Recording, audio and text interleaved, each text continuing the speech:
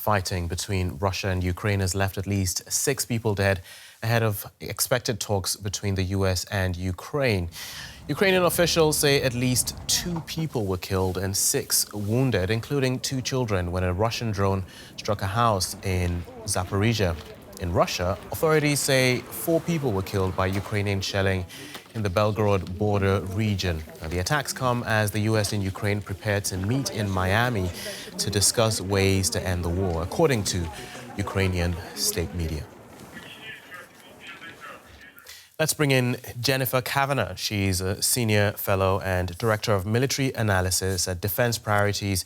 She joins us now from Washington, D.C. Good to have you with us, Jennifer. Now, Ukraine appears to be ramping up its strikes on Russian territory. What's your understanding of its strategy? Well, I think its strategy is twofold. First, a lot of the strikes have been aimed at Russia's oil infrastructure, and the goal being to diminish Russia's ability to produce oil both for its domestic uses, but especially for export. That's especially important now that the United States has lifted some of the sanctions, and as we've seen, the conflict in the Middle East has pushed oil prices higher. So this is a lucrative business for Russia to fund its war machine. So that's one goal. The second goal is to try to hit military targets, places where Russia is continuing to build the input parts as well as the full military equipment, weapons, tanks, other types of things, to try to make sure that Russia's military capacity is diminished to the extent possible to limit its ability to continue to push forward inside of Ukrainian territory.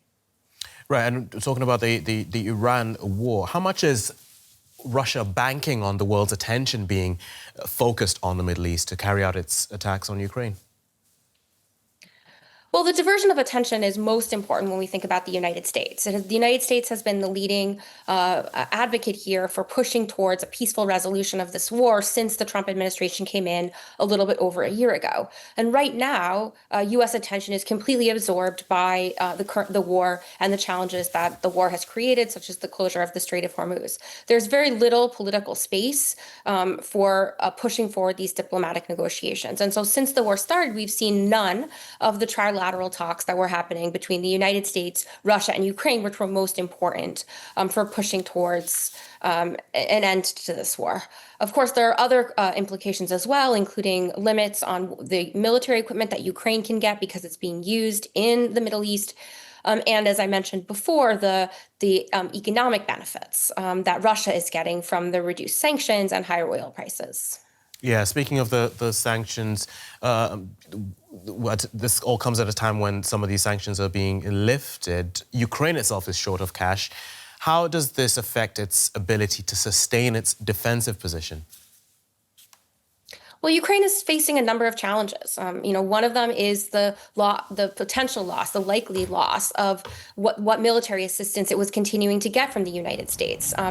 It relies most heavily from the United States on air defense, and air defense is in high demand in the Middle East. So it's very unlikely that Ukraine will get additional Patriot missiles. This means that its industrial infrastructure, the infrastructure that it's using to power its economy and its military, are going to be most likely degraded. And that's going to put pressure on Ukraine's ability to fight and its ability to maintain its economy going forward. So that's one factor. The second factor is simply the lack of funding.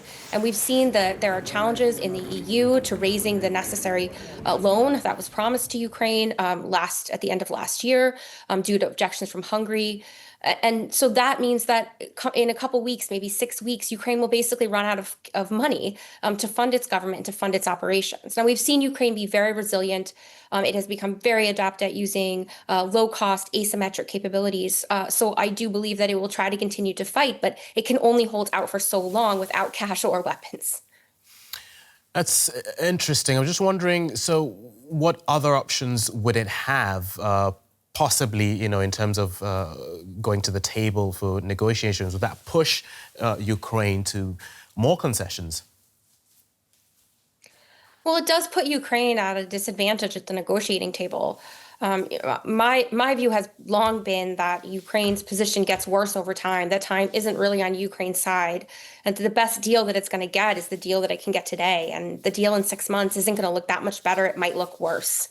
that means that the deal will be unsatisfying to a lot of people. It will seem unfair, but it still could be the best deal that Ukraine would get, and it could leave Ukraine with most of its territory and the chance for economic prosperity going forward. Now, there are a lot of issues that still have to be worked out, and I think the United States can help Ukraine to get the best deal possible.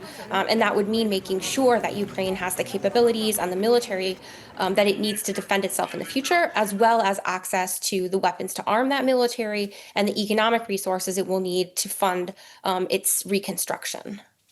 Okay, good hearing your insights, Jennifer Kavanagh. Thank you for speaking to us. Thank you.